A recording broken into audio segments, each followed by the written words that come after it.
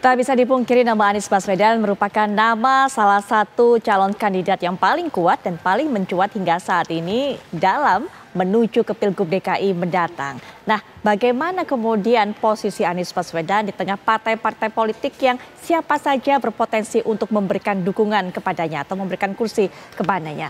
Lalu, sesuai dengan judul yang kami pilih malam hari ini, apakah ada memang skenario penjagalan langkah Anies untuk bisa maju menuju Pilgub DKI? Untuk bisa memberikan jawaban mengenai hal ini sudah hadir para narasumber yang akan bersama saya memperbincangkan peluang dari Anies Baswedan, siapa saja partai yang akan menyokongnya, dan siapa lawan yang kira-kira cukup kompetitif untuk bisa menyaiki pamor Anies di Jakarta. Sudah hadir Bang Muhammad Iqbal selaku jubir PKS bersama saya. Assalamualaikum warahmatullahi wabarakatuh.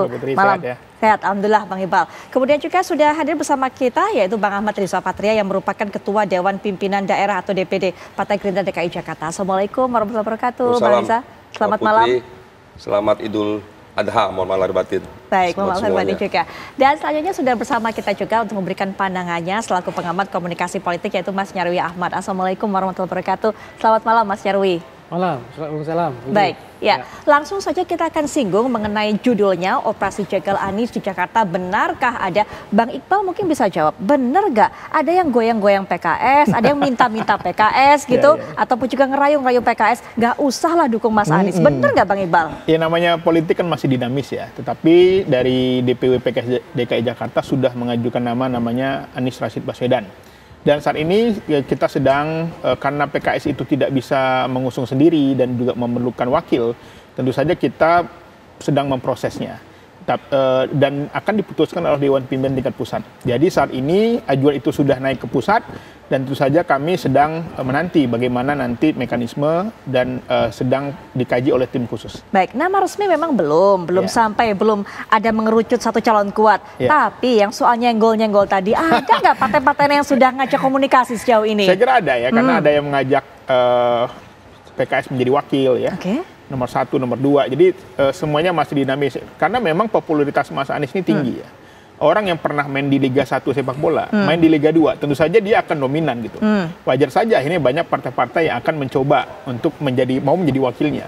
Karena PKS sejak awal juga ingin juga wakilnya itu dari kader PKS. Baik. Karena PKS ini partai kader dan PKS adalah pemenang pemilu. Tentu saja kami berharap ini adalah momen penting bagi kader PKS untuk bisa melanjutkan kepemimpinan di DKI Jakarta. Baik, yang ngajak komunikasi sudah ada, yang ngajak kerjasama sudah ada, tapi yang ngajak PKS supaya nggak dukung Mas Anies ada nggak? Saya kira belum ada lah.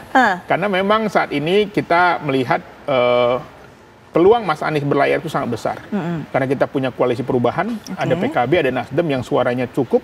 Yang ini tentu saja kami optimis kalaupun Mas Anies dicalonkan itu insya Allah berlayar.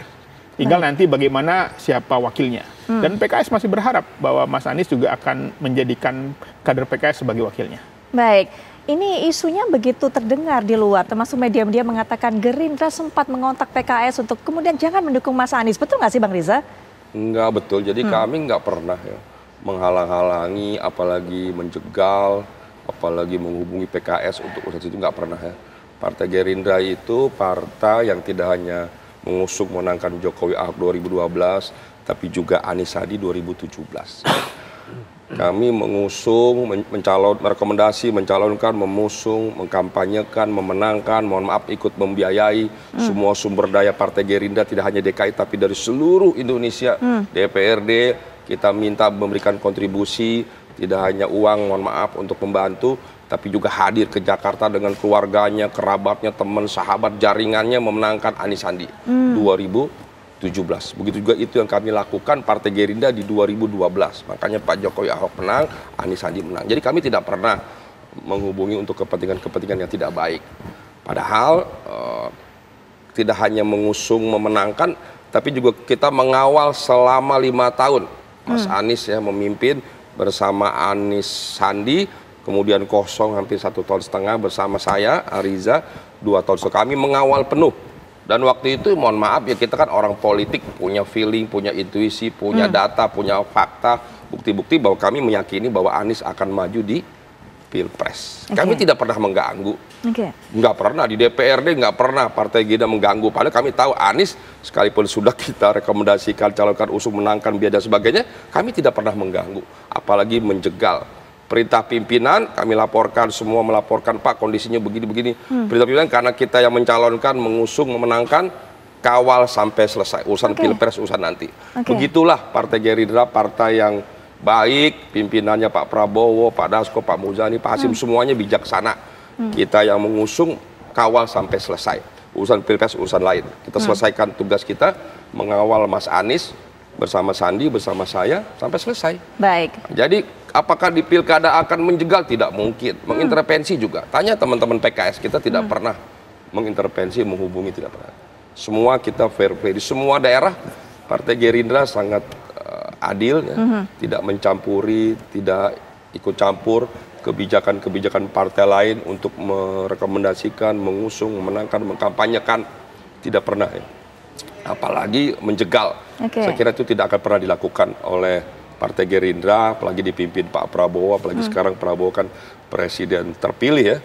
Ketika dia sampai sudah berapa kali gagal saja, Prabowo tetap baik, tetap santun, tetap bijaksana, bahkan semakin negarawan. Jadi itu tidak mungkin terjadi. Ikut mengusung, mengawal sampai masa jabatan Mas Anies tuntas di Pilkada 2017 lalu. Untuk yang saat ini kemudian, apakah kemudian hubungan baik itu akan kembali dirajut?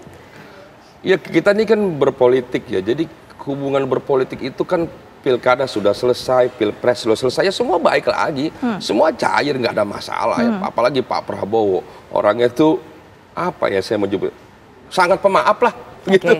Orang bilang, Bapak kok baik bener sih, gitu. Kalau orang kan gergetan gitu. Ini Pak begini Pak ini begini Pak. Udah, nggak, buat beliau itu kan nggak ada ruang bagi kepentingan pribadi, nggak ada. Semua ruang untuk kepentingan bangsa negara. Jadi beliau tuh sangat baik, sangat negarawan, sangat bijaksana. Kalau orang-orang udah gergetan, udah kesel, udah marah, udah nggak tahan, kan begitu kan? Tapi beliau nggak, beliau malah yang ngingetin kita, nasihatin kita, apalagi yang muda-muda, kita dinasihatin harus sabar, harus tangguh, harus harus selalu bangkit, nggak boleh nyerah. Ya begitulah nasihat beliau itu, selalu memberikan nasihat langsung seperti diskusi begini di meja makan, di ruang tamu atau di forum-forum. Beliau itu selalu memberikan nasihat-nasihat yang baik, ya.